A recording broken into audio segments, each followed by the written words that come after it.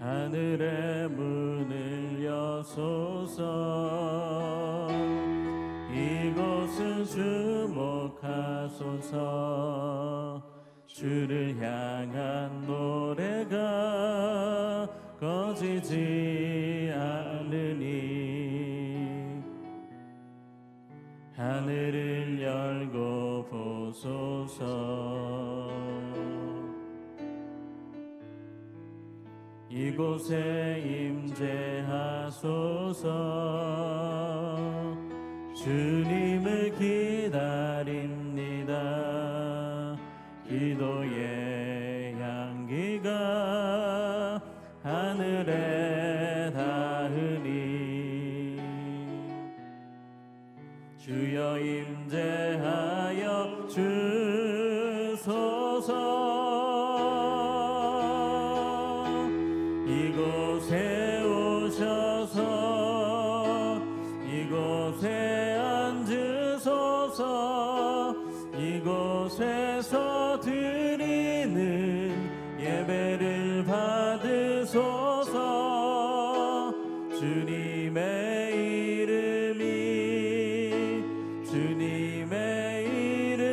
이름만이 오직 주의 이름만 이곳에 있습니다. 여호와의 계획은 영원히 서고 그의 생각은 대대에 이르리로다. 여호와를 자기 하나님으로 삼은 나라 곧 하나님의 기업으로 선택된 백성은 복이 있도다. 아멘. 사도신경으로 우리의 흔들리지 않는 신앙을 고백합니다. 전능하사 천지를 만드신 하나님 아버지를 내가 믿사오며 그 외아들 우리 주 예수 그리스도를 믿사오니 이는 성령으로 잉태하사 동정녀 마리아에게 나시고 본디오 빌라도에게 고난을 받으사 십자가에 못 박혀 죽으시고 장사한 지 사흘 만에 죽은 자 가운데서 다시 살아나시며 하늘에 오르사 전능하신 하나님 우편에 앉아 계시다가 저리로서 산자와 죽은 자를 심판하러 오시리라. 성령을 믿사오며 거룩한 공예와 성도가 서로 교통하는 것과 죄를 사하여 주시는 것과 몸이 다시 사는 것과 영원히 사는 것을 믿사옵나이다. 아멘. 앉으셔서 찬송가 315장 찬양합니다.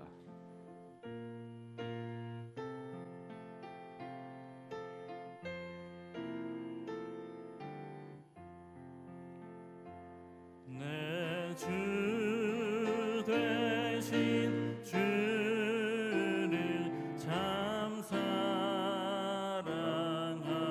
사랑하고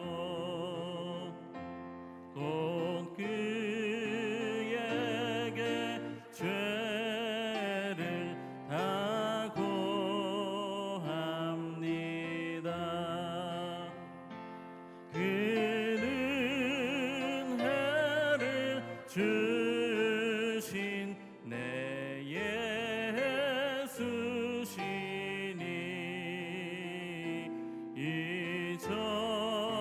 이전보다 더욱 사랑합니다. 주 날 사랑하사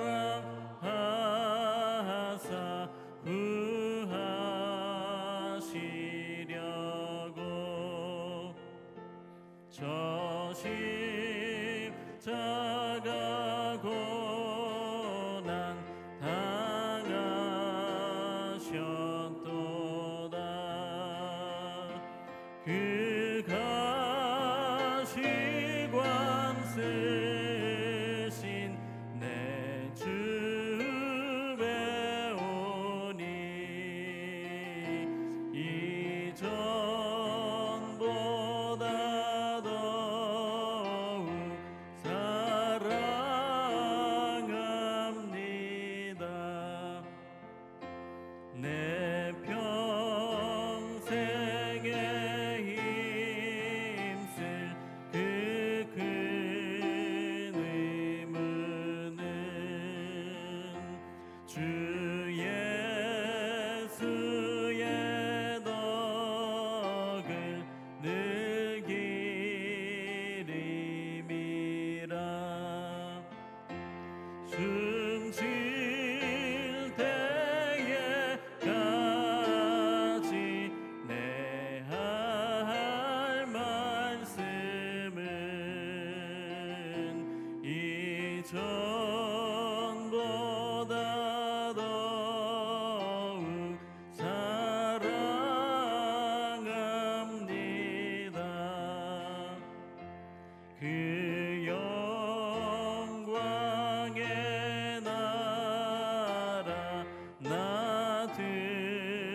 들어가서 그 풍성한 은혜 늘 감사하리.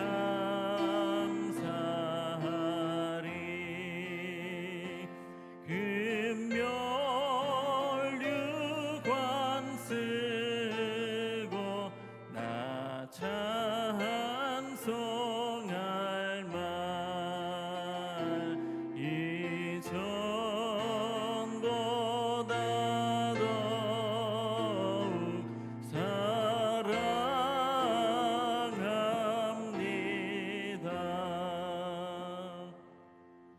아멘. 이 시간에 함께 보실 하나님의 말씀은 신명기 19장 15절에서 21절 말씀입니다. 어제 큐티 본문이죠. 신명기 19장 15절에서 21절 말씀 우리 한 절씩 교독하겠습니다.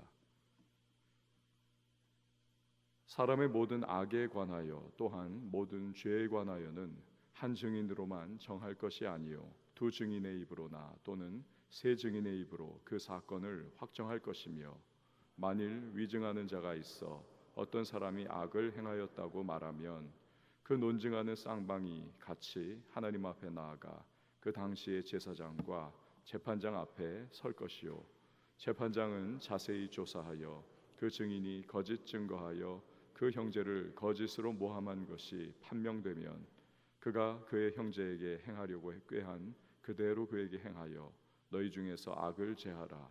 그리하면 그 남은 자들이 듣고 두려워하여 다시는 그런 악을 너희 중에서 행하지 아니하리라. 함께요. 내 눈이 긍휼히 여기지 말라. 생명에는 생명으로, 눈에는 눈으로, 이에는 이로, 손에는 손으로, 발에는 발로이니라. 아멘. 기도하겠습니다. 드린 예물 1천번째 서원헌금, 예배헌금, 감사헌금 올려드렸습니다. 이 새벽에 우리를 깨워주시고 주님 앞에 정직한 심령과 또 조용한 마음으로 설 수 있는 은혜를 주시니 참 감사합니다. 우리의 연약함과 또 있는 모습 그대로 죄악된 우리의 모든 생각과 마음들을 다 주님 앞에 오늘 내어놓으며 주님의 위로와 회복과 치유를 기대하며 우리 오늘 이곳에 섰습니다. 주님의 성령께서 우리를 아시오니 다시 한번 회복의 은혜를 공급해 주시고 오늘도 메마른 심령에 성령의 담비 부어 주셔서 이 하루를 은혜 가운데에 시작하며 또 주신 바 그 은혜에 합당한 삶을 살아갈 수 있는 믿음의 사람들이 다 될 수 있도록 주여 함께하여 주시옵소서. 간구하는 기도의 제목들을 들으시고 하늘의 문을 열어주셔서 응답하시되 우리의 구하는 것이나 생각하는 것에 넘치는 풍성한 은혜를 허락해 주시고 오늘도 살아가는 모든 순간순간마다 하나님의 도우심과 풍성한 은총 힘입어 승리하는 주의 백성들이 되게 하여 주시옵소서. 주여 가정들을 든든하게 세워주시고 자녀 손들에게 주님의 평강이 부모님 또 할아버지 할머니의 간절한 기도 가운데에 그것이 통로되어 충만하게 임하게 하시고 꿈과 비전의 사람들로 이 시대를 살아갈 수 있도록 복을 허락하여 주시옵소서. 일터의 현장과 범사를 향하여 기도합니다. 교회와 나라와 민족, 열방을 위하여 선교사님들을 위하여 간구합니다. 주님께서 우리의 모든 기도의 제목들을 아시오니 역사하시고 하나님의 뜻이 하늘에서 이루어진 것과 같이 땅에서 우리의 삶 속에서 교회 가운데 이루어질 수 있도록 은혜의 은혜를 더하여 주시옵소서. 드린 귀한 예물이 있습니다. 믿음 따라 간절한 기도의 제목과 감사의 내용을 담아 봉헌하오니 연락하여 주시고 하늘의 신령한 은혜와 땅의 기름진 복으로 또 거룩한 부자로 살며 더 많이 베풀고 나누고 구제하고 헌신하는 삶을 살게 하여 주시옵소서. 오늘도 섬기는 반주자에게 주님의 은혜와 평강으로 함께 하시고 마음에 품은 소망이 주의 풍성함을 따라 응답받는 축복의 하루가 되게 하여 주시옵소서. 이후의 모든 시간 의탁하오며 예수님의 이름으로 기도합니다. 아멘. 오늘날 여러분 우리 한국 사회에서 우리가 빈번하게 접할 수 있는 것이 법정 사건 중에 하나가 바로 무고죄에 관한 것입니다. 남에게 죄를 뒤집어 씌운 것에 대해서 억울하다. 그래서 역으로 이제 고소를 하는 거지요. 대충 우리가 뭐 이런 그림을 그릴 수 있지 않겠습니까? 어떤 사람이 다른 사람에 대해서 저 사람이 이러이러한 범죄를 저질렀다. 그렇게 고발하죠. 고발당한 그 사람은 그것이 평생 낙인이 찍히는 것이죠. 주홍 글씨가 되는 겁니다. 그래서 인격과 품위에 모독을 당하는 것이죠. 또 자칫하면 인신 구속이나 금전적인 부분이 제재를 받습니다. 근데 이것이 자기 입장에서는 이게 억울한 겁니다. 그럴 때 고발한 사람을 무고죄로 고소를 하는 것이죠. 대개 이런 사건을 보면 지리한 공방전으로 그렇게 이어집니다. 진흙탕 싸움이 됩니다. 결국 둘 다 피해를 보면서 그렇게 끝이 나게 되어 있습니다. 종종 그래서 합의라든지 이 재판장의 종용에 의해서 고소를 취하하면서 흐지부지 되는 것을 우리가 보고는 합니다. 아주 정교한 법률적인 그러한 구조와 또 법 집행이 구비된 오늘날 현대 사회에서도 뭐 이런 상황이죠. 뭐 진위가 가려지곤 합니다. 힘없고 백없는 사람도 뭐 최소한의 제도, 국정 변호인 뭐 이런 사람들이 붙지 않습니까? 요청하면. 그래서 도움 받을 수가 있습니다. 그래도 억울하다 뭐 이런 마음을 또 가질 수가 있습니다. 문제는 구약 시대와 같은 고대 사회입니다. 많은 경우에 힘 있는 사람, 빽 있는 사람, 유력자를 대동할 수 있는 그러한 위치의 사람, 돈 많은 사람, 위증자를 동원을 하면 약한 사람은, 없는 사람은 꼼짝없이 당하곤 했습니다. 예를 들어서 나봇의 포도원 사건이 가장 대표적이죠. 아합 왕이 자기의 궁전 앞에 쫙 펼쳐져 있는 나봇이라고 하는 사람의 포도원이 이게 갖고 싶은 겁니다. 땅이 너무 좋은 겁니다. 그 비옥한 땅에, 그리고 위치도 바로 왕궁 앞에 있으니 눈에 거슬리지 않습니까? 저게 남의 것이다. 그러니 그 나봇의 포도원을 내건 만들고 싶은 겁니다. 거기다가 나물밭을 삼으면 참 얼마나 좋을까. 그러나 나봇은 왕의 제안을 거절합니다. 왜냐하면 레위기 25장 23절의 율법에 의거한 것입니다. 조상으로부터 대대로 물려받은 땅을 이것을 팔지 말아라. 다시 말하면 그는 하나님의 법, 즉 하나님을 왕보다 더 그는 생각하는 것이죠. 경외하는 것입니다. 아주 그러니 나봇은 신앙이 튼실한 사람입니다. 아합 왕은 좀 마마보이 기질이 있는 것과 같습니다. 자기 뜻대로 안 되니까 막 그냥 보채는 마음으로 뒤집어 쓰고 누워버립니다. 그 꼴을 보고 시돈 땅 출신, 공주 출신이죠.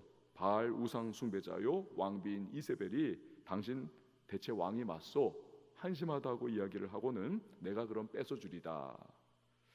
원래 남편이 무능하면 부인이 드세지는 것이 가정의 모양새 아닙니까? 워낙 이 여자가 사악한 데다가 남편마저 마마 보이니까 더 할 말이 없는 가정인 것이죠. 그러니까 이세벨이 건달 2명을 동원을 합니다. 나봇이 하나님을 모욕했다. 위증을 합니다. 게다가 재판장마저도 이미 이세벨의 위세에 눌려 있는 그러한 상황입니다. 결국 위증에 의해서 나봇은 돌에 맞아서 죽고 맙니다. 아합은 포도원을 뺐지요. 이게 얼마나 억울한 일이 이스라엘 공동체 내에서 이루어진 것 아닙니까?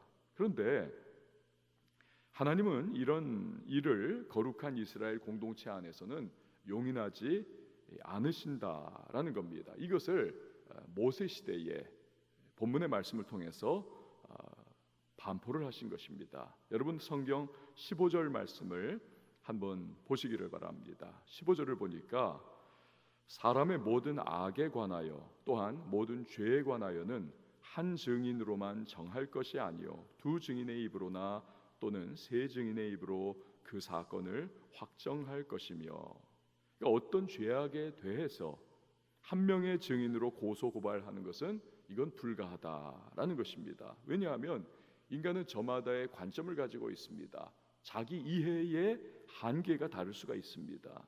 게다가 이스라엘의 증인은 목격한 바를 진술하는 오늘날의 법정의 증인의 역할을 감당함과 아울러서 고소 고발하는 주체가 또한 될 수 있기 때문에 그렇습니다. 즉 자기가 누군가를 고발하고는 자기가 또 증인 역할을 하는 겁니다. 이 당시에는 그러니까 저마다 개인적인 원한이나 악의를 가지고 그렇게 행할 경우에 이 공동체는 무법의 지대가 되어버리는 것입니다. 엉망진창의 상태가 되어버리는 것입니다. 그래서 반드시 증인은 2명 이상을 세워라 라고 하시는 거죠. 성경에서 2라고 하는 숫자는 확실한 증인과 증거를 의미하는 것입니다. 그래서 예수님께서 제자들을 2명씩 짝지어 가지고 전도를 보내시지 않습니까? 확실한 증거를 하라는 것입니다. 그 의미예요. 그런데 여기서 나봇의 포도원 사건처럼 위증의 문제가 발생할 수도 있다. 이것을 하나님은 아시는 겁니다. 그래서 방지 장치를 세워주시는 것이죠. 여러분 성경 16절 17절 말씀을 보시기를 바랍니다. 만일 위증하는 자가 있어 어떤 사람이 악을 행하였다고 말하면 그 논쟁하는 쌍방이 같이 하나님 앞에 나아가서 그 당시의 제사장과 재판장 앞에 설 것이요. 여기서 우리가 생각할 것은 위증이라고 하는 것은 그 위증의 피해를 입는 그 사람뿐만이 아니라 하나님 앞에서 범하는 죄라고 하는 사실입니다. 그래서 아까 여러분 16절 마지막 부분 보시면 17절이네요. 쌍방이 같이 하나님 앞에 나아가 그 당시에 제사장과 재판장 앞에 설 것이요. 하나님 앞에 나아가라는 것입니다. 그리고 그 구체적인 행위가 제사장 앞에 나가는 것입니다. 재판장만이 아니라 거기에 제사장이 대동을 하는 모양인 것이죠. 하나님 앞에 나아가라는 것입니다. 하나님은 궁극적인 진리 되시는 분이 아니십니까? 그렇기 때문에 모든 거짓과 속임수는 결국 궁극적으로는 하나님께로 거슬러 올라가서 하나님을 속이는 범죄인 것입니다. 사탄은 거짓의 아비가 아닙니까? 위증의 거짓을 행하는 사람은 하나님의 거룩한 공동체인 이스라엘 경내에 이 사탄의 영향력, 어둠을 끌어들이는 악행을 저지른다라는 것입니다. 그래서 하나님은 이 위증에 대해서 반드시 심판을 하십니다. 또한 약자를 늘 불쌍하게 여기시는 하나님이 아니십니까? 하나님은 힘과 돈과 인맥에 의해서 이 약한 사람이 눌려버리는 것을 결코 방치하지 않으십니다. 이처럼 공의와 또 사랑, 이 모두가 동원되는 것이 바로 위증죄에 대한 하나님의 마음인 것입니다. 자, 그러면 위증에 대해서 어떻게 처리를 하라 하시는가? 18절과 19절 말씀을 보시기를 바랍니다.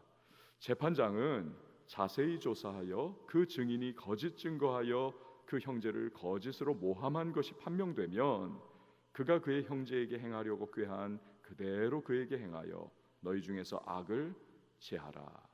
조사 결과 보니까 거짓말이라는 것입니다. 위증했어요. 그 위증으로 상대방에게 무언가 죄를 뒤집어 씌우려고 한 것이 판명이 나면 그 뒤집어 씌우려고 하는 죄의 형벌 그대로를 위증자에게 받도록 하라. 어떻게 해요? 21절 말씀 보시기를 바랍니다. 21절 우리 한 목소리로 합독합니다. 시작. 내 눈이 긍휼히 여기지 말라. 생명에는 생명으로, 눈에는 눈으로, 이에는 이로, 손에는 손으로, 발에는 발로이니라. 아멘. 그 유명한 눈에는 눈, 이에는 이, 동해 보복법입니다. 동해 보복법 또는 동해 동형법, 렉스 탈리오니스, 동해 보복법. 여러분 아까 19절에 보면 그렇게 함을 통해서 너희 중에서 악을 제하라. 여기서 제하라라고 하는 히브리어는 바르라고 하는 단어입니다.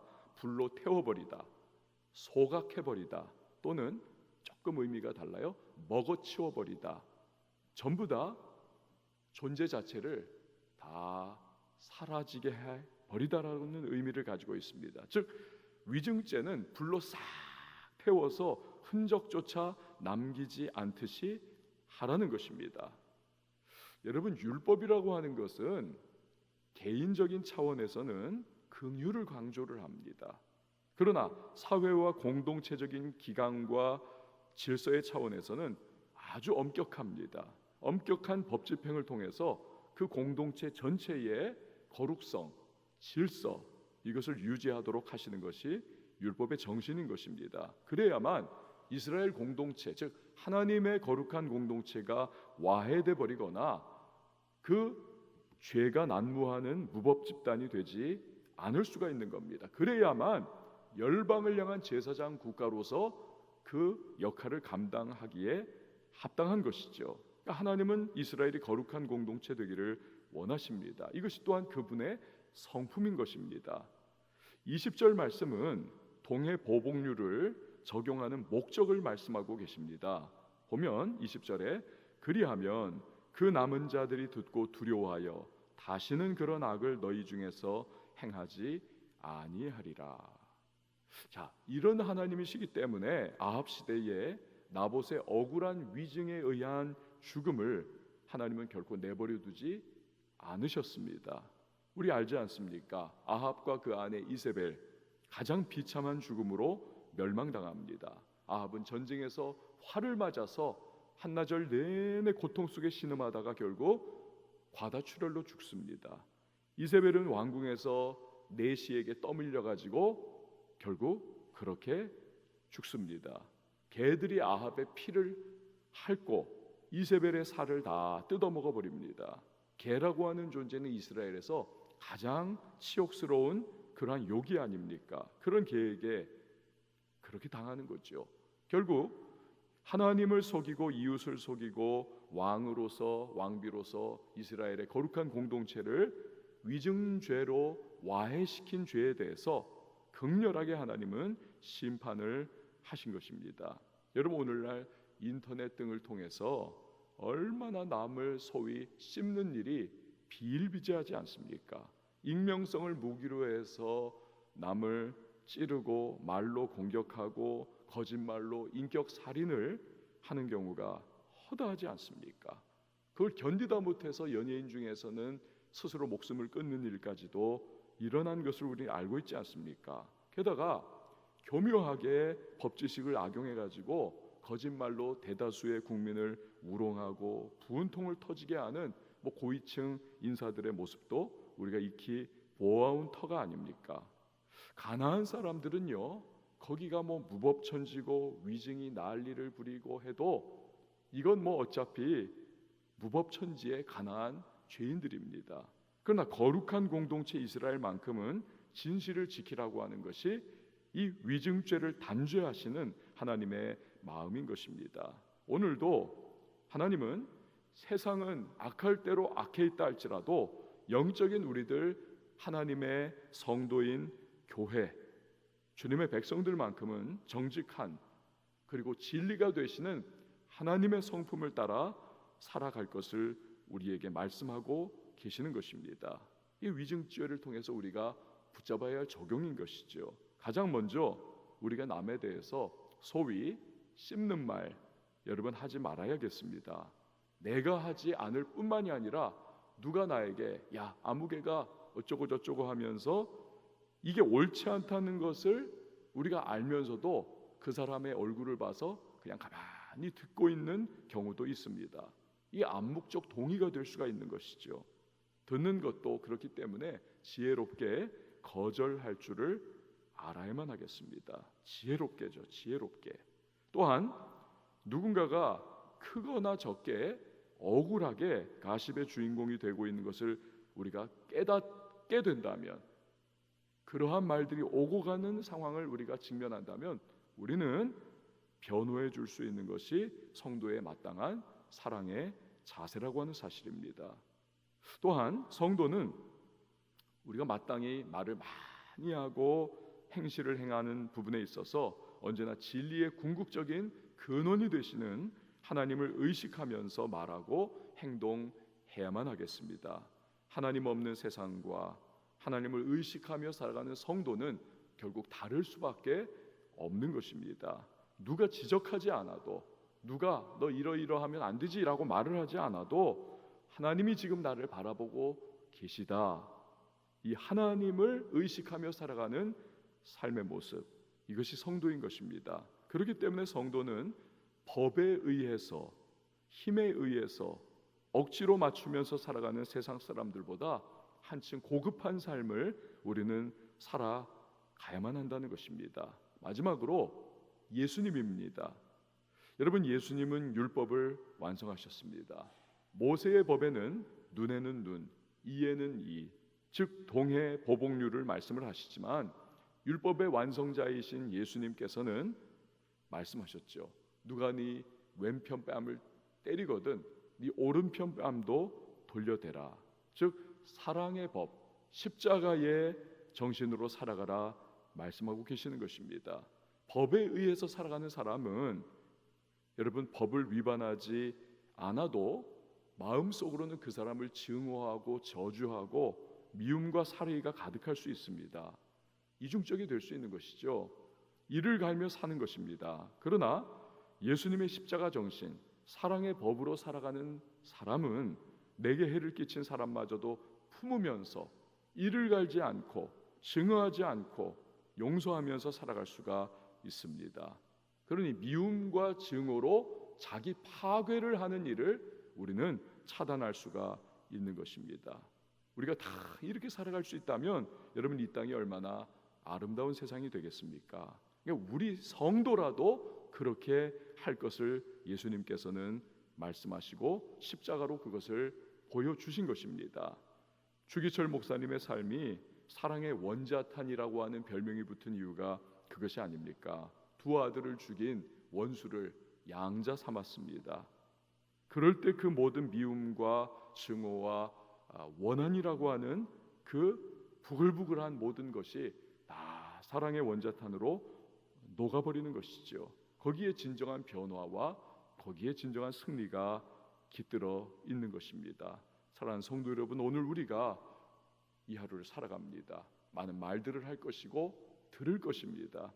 그 안에 어떤 말들이 섞여 있는지, 또 내가 어떤 말을 할지를 우리가 오늘 이 말씀을 기억하면서 나의 입술을 잘 주장하고 무엇보다도 주님의 마음으로서 품고 주님의 사랑의 십자가의 정신이 우리의 인생 가운데, 우리 교회 공동체 가운데에 함께하는 그런 아름다운 성도의 모습과 교회의 모습이 될 수 있기를 주님의 이름으로 축원을 드립니다.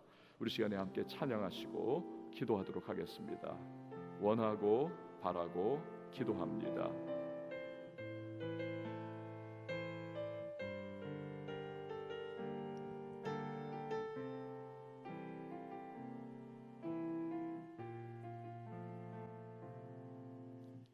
이 세상을 살아가는 동안에 나의 힘을 의지할 수 없으니 기도하고 낙심하지 말 것은 주께서 참 소망이 되심이라. 하나님의 꿈이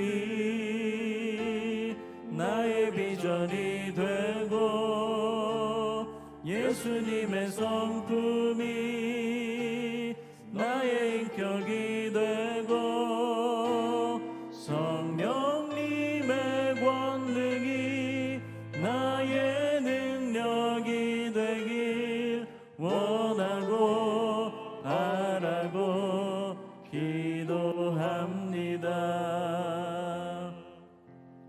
주의 길을 걸어가는 동안에 세상의 것 의지할 수 없으니 감사하고 낙심하지 말 것을 주께서 참 기쁨이 되심이라. 하나님의 꿈이 나의 비전이 되고 예수님의 성품이 나의 인격이 되고 성령님의 권능이 나의 능력이 되길 원하고 바라고 기도합니다. 여러분, 이 시간에 기도하며 나갈 때에 우리의 입술을 잘 주장할 수 있도록 성령님 도와주시고 예수님의 마음과 예수님의 생각 그리고 예수님의 사랑으로 말하고 행동하고 생각하며 살아갈 수 있도록 은혜를 베풀어 달라고 우리 기도해야만 하겠습니다. 우리의 말에서 용서와 또 용납의 언어가 나아갈 수 있도록 하시고 나의 듣는 귀도 잘 주관하면서 오늘 은혜 가운데에 이 하루 거룩한 영향력을 끼치며 살아갈 수 있도록 주여 함께 해달라고, 우리의 가정이 이스라엘의 그 거룩한 공동체의 모습으로 그렇게 변화될 수 있도록 하시고 우리 교회가 그렇게 거룩한 공동체로 세워져 나갈 수 있도록 하시고 예수의 그 십자가의 사랑의 정신이 지배하고 이끌어가는 공동체가 될 수 있기를 여러분 위해서 기도해 주시기 바랍니다. 아울러서 세상은 어지럽고 또 무법천지의 모습이고 이중적으로 법을 지키지만 마음으로는 증오하고 이를 갈며 그렇게 살아가는 모습이지만, 그러나 성도인 우리 한 사람 한 사람이 그곳에 있음으로 말미암아 예수의 십자가 정신이 그곳에서 표현됨으로 말미암아 거룩한 변화의 영향력이 조금이라도 나타날 수 있도록 은혜를 베풀어 달라고, 빛과 소금의 역할을 감당할 수 있는 오늘 하루의 우리의 삶이 될 수 있기를 여러분 위해서 기도해 주시기 바랍니다. 또한 성령 충만해야만 하겠습니다. 나의 결단, 나의 결심 약합니다. 부족합니다. 무너지기 십상입니다. 성령의 도우심과 능력으로 오늘 하루를 살아갈 수 있도록 은혜 베풀어 달라고 기도하시고요. 또 우리의 교회를 위해서 기도해 주시기 바랍니다. 우리 선교사님들을 위해서 기도해 주시기 바라겠고요. 우리 나라와 민족을 위해서 기도해 주시길 바랍니다. 코로나19의 조속한 종식을 위해서도 또 무너진 경제 회복을 위해서도 이 시간 우리 다 같이 자유하게 기도하며 나갈 때 한번 두 손을 높이 들고 주님의 이름 세 번 외치고 통성으로 기도합니다.